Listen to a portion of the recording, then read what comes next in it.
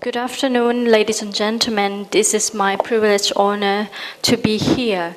I do thank you, the organizer, for the opportunity to learn from all of you, which is very inspiring me.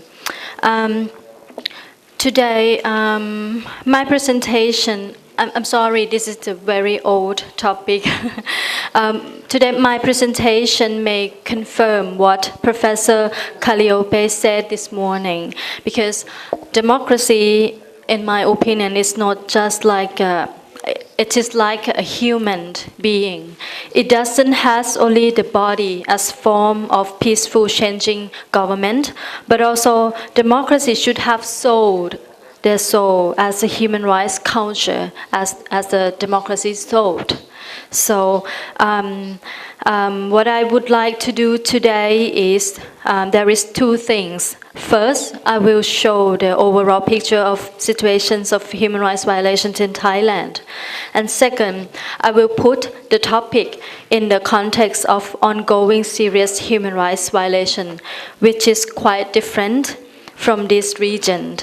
The violation in Thailand do not occur widespread at one time or happened in one situation, but this is the ongoing chronic problems where the violations happen cross-cut the country case by case. Another important context is the concept of the impunity, culture of impunity, where until now there is no state officer found guilty. The perpetrator still be in charge in high-ranking position. Some of the local officers still be in charge in the same area of victim's house. Moreover, the police and army still have influence in democratic politics in Thailand. By this unique context, I hope my presentation will more or less contribute some debate to the panel. In my presentation, I will focus on the enforced disappearance situations in Thailand because it is the most complete crime that happened in Thailand, which could give the picture of violations in the country.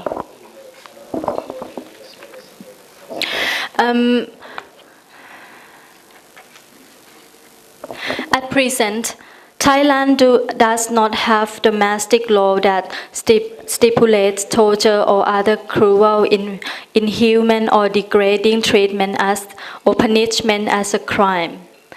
Although the Rights and Liberty Protection Department, Ministry of Justice and Human Rights Committee in the Parliament previously examined a draft law on torture after the loyal Thai government had signed the UN Convention on Torture in 2010 and the UN Convention on Enforced Disappearance in 2012. The evidence of ill treatment and violence presented in regards to detainees held under the security law, including martial law, all over the country after the coup d'etat that happened again within this month. And in the border provinces of Thailand, we have another special law as emergency decree on public administration in emergency situations that have been used since 2005, especially in the northern and southern Thailand borders. Thailand has a decade-long history of state violence and authoritarianism. Enforced disappearances have taken place in this context and cannot be divorced from the broader, often violent, political context. Since at least in 1950s, enforced disappearances have taken place alongside a range of very serious human rights violations such as extrajudicial killings, arbitrary detention, torture and threat and intimidation. Enforced disappearances should therefore be viewed as one of the manifestations of the violent methods employed by Thai state to stamp out, dissent, or to eliminate suspected criminal and political opponents out of the rule of law.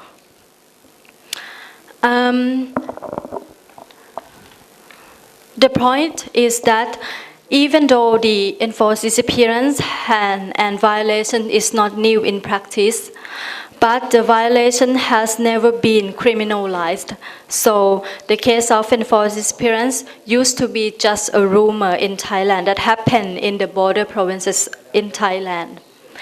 In Thai society, we have only the word hai. Hai is in Thai, is Thai word, means missing, just missing, which is describe the situation which normally means voluntary disappearance. We have never had a word to describe enforced disappearance before. But the disappearance of this person, Mr. Somchai Neelapaijit, human rights lawyer who disappeared in the capital city in business area, was the transformative event in Thailand.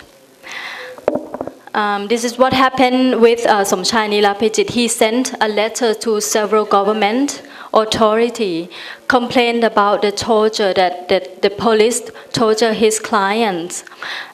Just one day after he sent the complaint letter to authorities, he have been disappeared. He is my father. And this is what he said about the situations in Thailand. It's all about the abuse of power and arbitrary exercise of power by policemen and army. This is very interesting because this is very quick response from the PM, the Prime Minister at that time. The thing is that he said, Somchai, in this case, he just had problems with his wife and he ran away to Bangkok and he hasn't contacted anyone. This is very quick response from the Prime Minister after he disappeared. The thing is that Somchai is born in Bangkok, so he never ran away to Bangkok.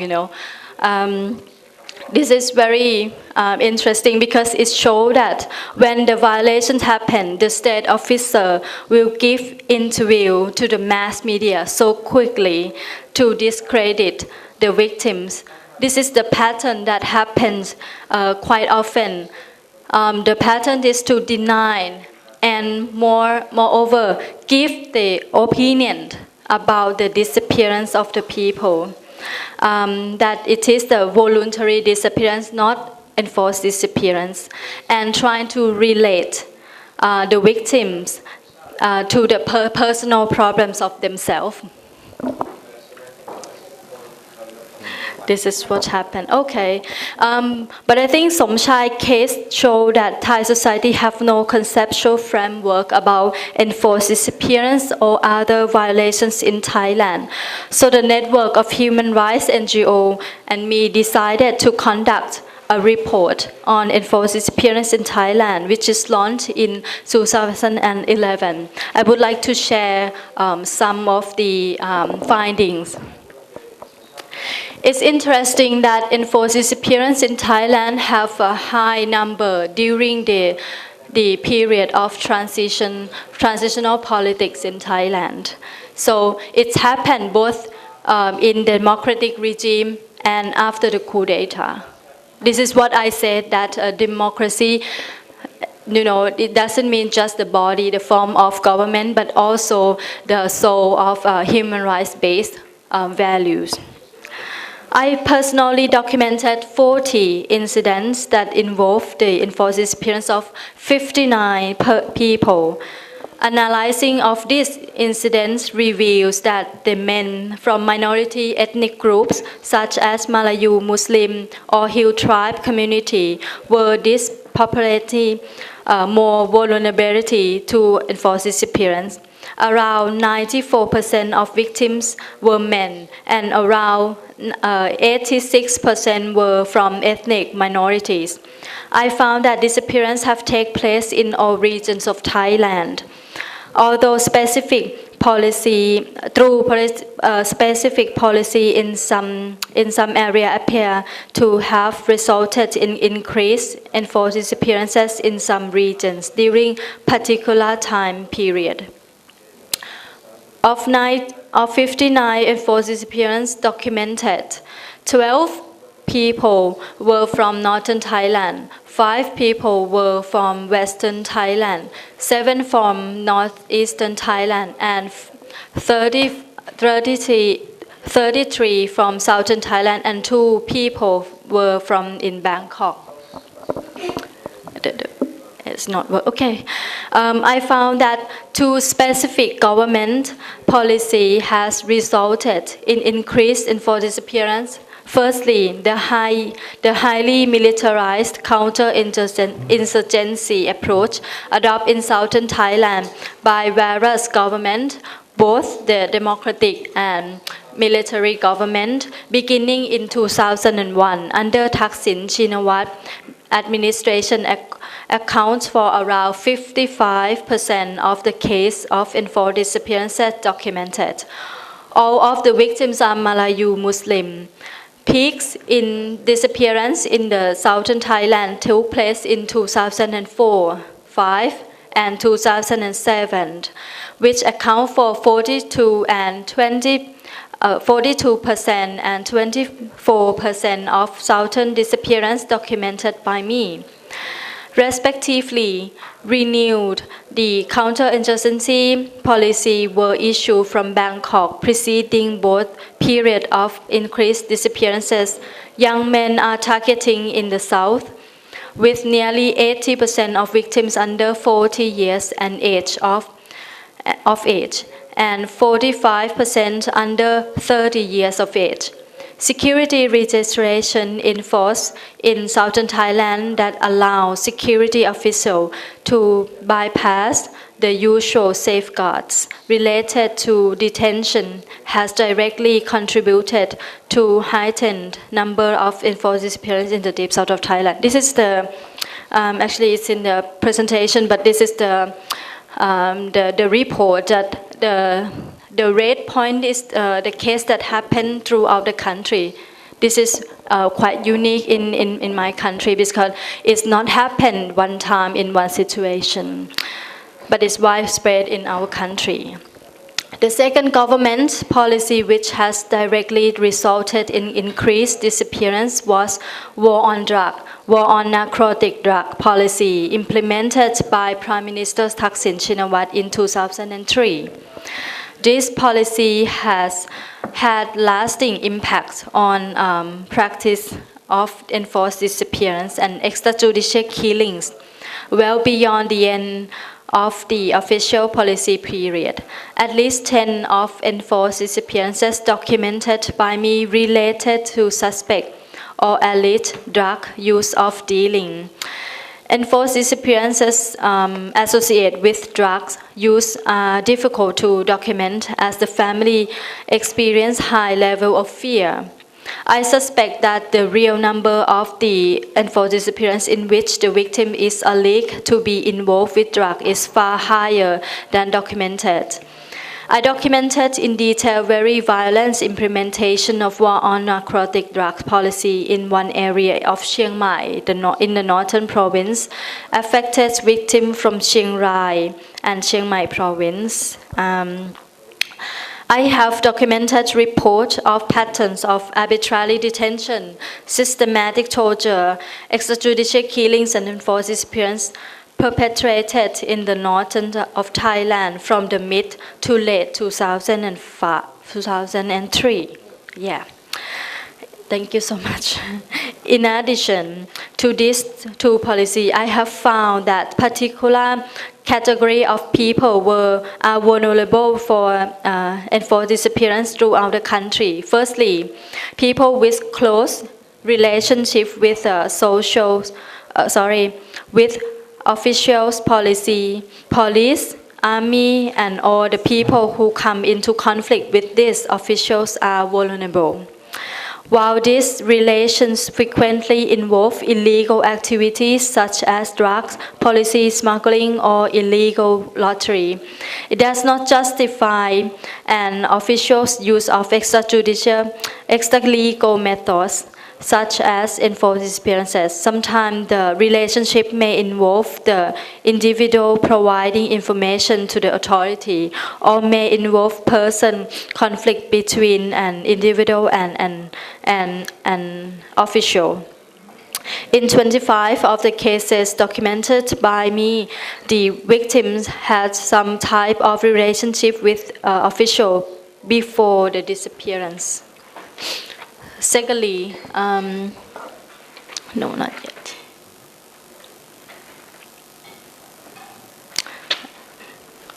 Secondly, I found that the activists are at risk of enforced disappearance. I documented 5 enforced disappearances that were resulted of the individuals' human rights, political, and anti-corruption activism. I also found that the environmental and land rights activists were vulnerable to extrajudicial killings and murder. Thirdly, witness of the crime or human rights violation also vulnerable to enforced disappearance too. I documented 4 enforced disappearances that directly relate to the victim's status as a witness. In 4 incidents, as many as 8 people may have been enforcedly disappeared because they witnessed the killing or enforced disappearance of the person they were with. Fourthly, migrant workers are vulnerable to enforced disappearance in the past because of the lack of legal protection afforded to them, and also because they are viewed as some official as a threat of the nation.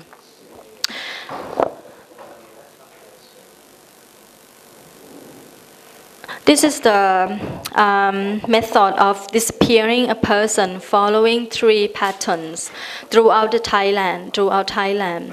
The first and the most common method is involve officials, sometimes in uniform and sometimes in plain clothes,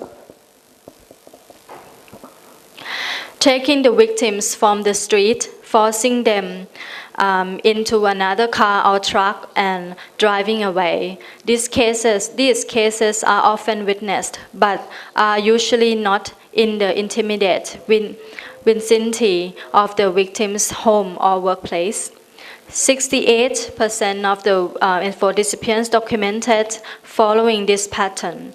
The second method is to arrest the victims, usually without a warrant, from his home or their location that is regularly used by him, such as workplace, mosque, or local tea shop. The arrest is conducted by officials. 22% of enforced disappearance documented began with his form of arrest. A third, through less common, a method of enforced disappearance involved in inviting the victim to meet the official at specific location. 12% of enforced disappearance documented began with such invitation. This is what happened in Thailand. For the I'm really sorry, I didn't have much time. So, for the judicial remedies, the right to know the truth and the right to preparation for enforced disappearance remain largely denied by the state in Thailand. The failure to define enforced disappearance as a crime in Thailand stands in the way of prosecution. Compounding this is weak investigatory and prosecution bodies that lack independence.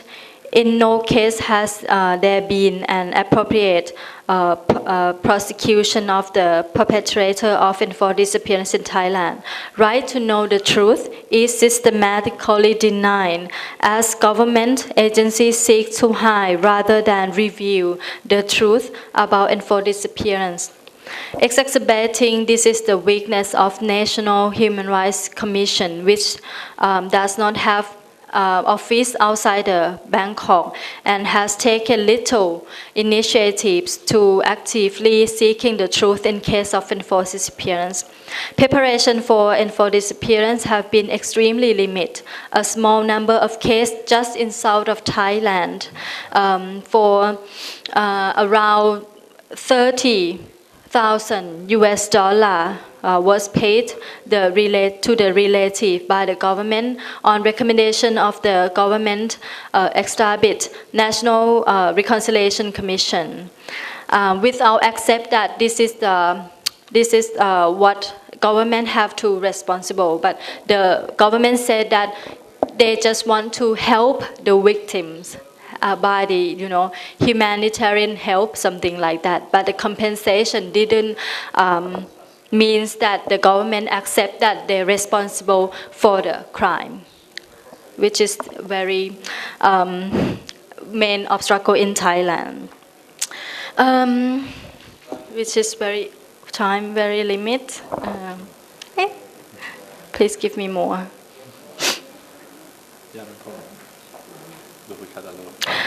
This is the situations of the family victims that I met every case, because I collect every case in Thailand myself, because this is very interesting. They live in extremely fear that I already mentioned to you, that some of them have to live near the task force that the perpetrator is working in there. So another thing is failure of the witness protection. So many victims didn't, have a courage to complain the case to the policeman. And sometimes we didn't have a special investigation department in other province of Thailand. If the perpetrator is police, so how victims should do, because how we can complain the police case with the police station to the police station. This is very tough for the victims, and the failure of judicial system to find truth and justice and end up impunity is the obstacle in Thailand.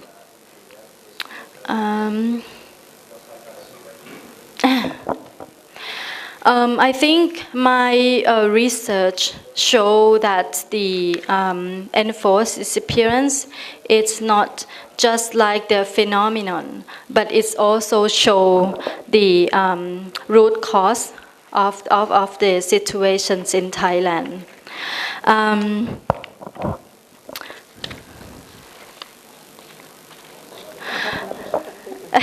Sorry. Oh, okay. Too much paper. It shows that at the top is the physical phenomenon that the violence takes place, but the research show me that there are a root cause in structural level, and more than that is happened because the justification in cultural level of Thai society. In structural level, we talk a lot of law. We didn't have the domestic law to criminalize this crime, human rights violation as a crime. We still have the influence of police and military in the democratic politics in Thailand, and also the policy, as I mentioned, that war on narcotic drugs and counter-insurgency policy is a kind of structural level of the problems. But moreover, I found that the cultural level is very important obstacle in Thai society, because in Thailand, not only the impunity that is the very universal obstacle in the world, but also the beliefs of nationalism of the people who believe that the ethnic groups in Thailand, they are not Thai person. And another thing is that Thailand believes that law and justify the violence policy as war on narcotic drugs and counterinsurgency policy is justified to set the order in Thai society, which is very deep root cause in Thailand. Thai people think and believe that if somebody trying to break the order and they sell drug, they are trying to be an opposite side of the government and trying to be a separatist in Thailand, they are not Thai people. And it's justified to use the violence with these people. So this is why I said that the policy that I have mentioned before, two policy, it's happened in democratic regimes. And majority of Thai people support this policy. To this policy is, we can say that it is a populist policy for Thai society. I think this is very important that this research show me. This is another challenge of Thai society. Very challenge for me as an NGO who try to help the people in Thailand, because you can see that the way they dress is very different. It means that the Thai victims have several culture, live in several culture. It's difficult for me to try to heal in healing process with them.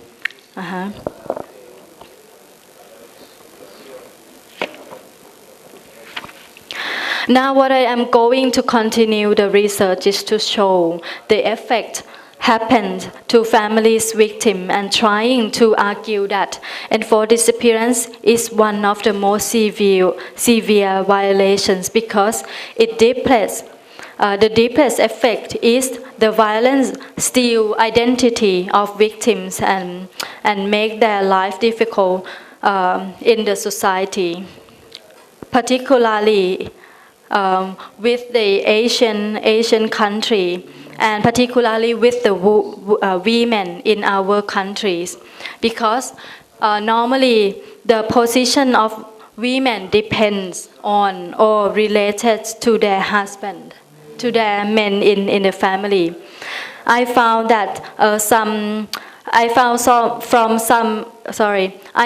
from several literatures in Nepal and South Asia that many women become a servant of the community after her husband disappear. Some of them commit suicide because they cannot position themselves in the society without a man, without her husband. This is very unique in Asia, where the community rights is priority and have more value than the individual rights. In Thailand, the community were destroyed by disappeared persons. Some community, particularly the ethnic groups, normally believe that if anyone die not in natural way, like human rights violation from the state, it will bring bad fortune to community as a whole. So these beliefs affect the families of the victim very much. The community suspect and isolate the families' victims. However, I didn't find a case in Thailand that victims commit suicide. So I wonder how they could manage their life and how they can run on their community. So I found at least in these three community, I found that there is some small scale of resistance of violence who have to live with the perpetrator. I found that some ethnic community use the traditional ritual to resist and argue that the victims and their community members are a good person or innocent. Some case I found that the victim used the narrative of the disappeared person to compete with the narrative of the state to claim that the victim is innocent. And trying to use the narrative to claim that the victims are human rights defender, not the person who is bad and trying to destroy the societal order. And they were disappeared by the state. This is the resistance in their daily life while living under the culture of impunity in Thailand. People trying to fight as much as they can to remember and compete the power by creating their narratives about the victims and their community. That is all. Thank you.